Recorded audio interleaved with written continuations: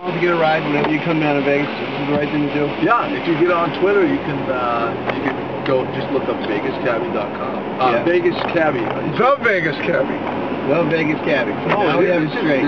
This D-T-H-E. Yeah, the Vegas Cabbie. Yeah, and he has a really cool video podcast where he gives insider Vegas tips that you won't hear anywhere else.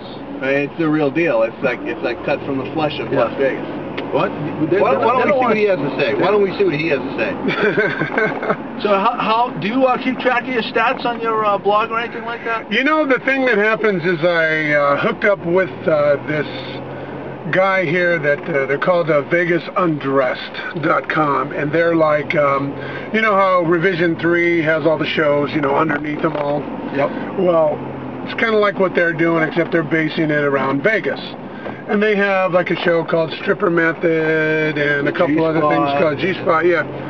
That show with these guys. Yeah, and they just asked me to, you know, are we going to the airport, by the way? Okay. I didn't know where I was going to go. Start driving around. Hey, not like I've never done that before. This is the game show Cabbie? Yeah. The Vegas Cabbie. Either one. I can be whatever you want me to be, you know. Oh, my Lord.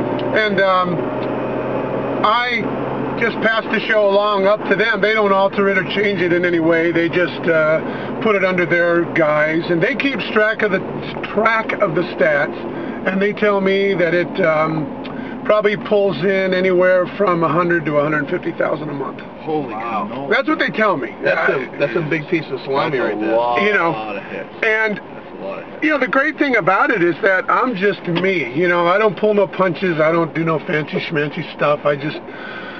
I pick up, like I just did one last night about, because people were shooting me emails about like the monorail. Yeah. You know, is it worth it? Is it whatever? And I just... Hold on 1 second. Go ahead. Stop right there. We're going to have to go to my camera because the rabbit's full. It's full?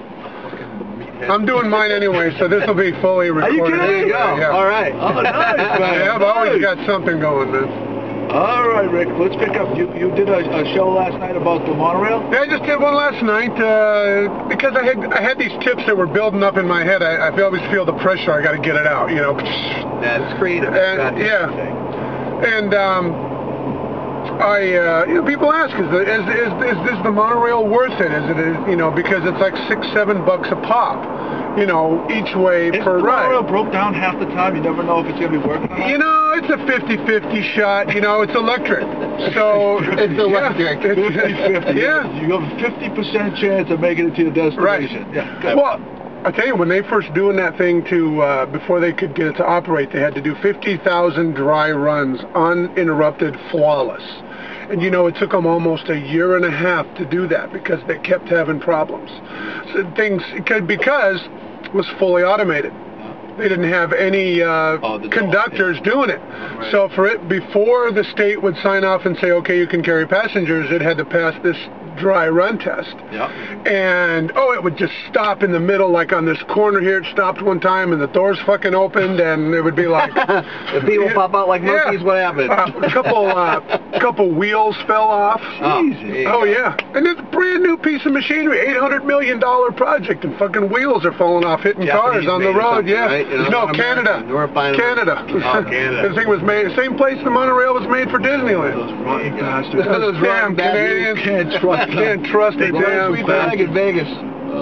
So, you know, I just did a show. I go, you know what? If you are disabled in any way or physically handicapped, this is very hard for you to use because you have to walk all the way from your casino out to the back where you can get onto it.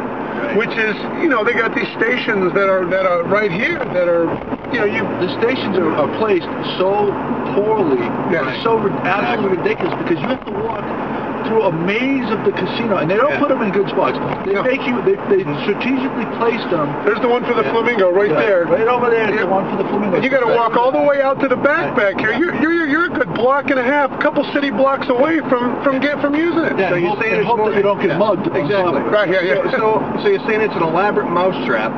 Right. That usually doesn't work when the wheels pop off and the monkeys jump out when the doors pop open. Well, if the doors open and you jump out and there's nothing there, don't be surprised. That's all I'm saying. I'm just saying. But what I find is that the amount of walking you end up having to do because they make you go from the back of the casino to the front of the casino to the back to the front, that you could have walked the strip and saved the money. Right. Or get a cab and been there half the time. Half the time and half the price. Half the price. Here's another one. I mean, let's talk about the Deuce now. I mean, it seems like a good value during the day. You know, there's no traffic and this, that, and the other thing. You spend $7. Sure. Gets you around all day. Sure. But you know what? If you plan on having dinner reservations, the show reservations, and you're trying to get to the strip in the middle of the night, you end up missing a $100 show because you wanted to save $2 on the taxi. Plan your time accordingly. You know, I figure I'm on vacation. My time is at a premium.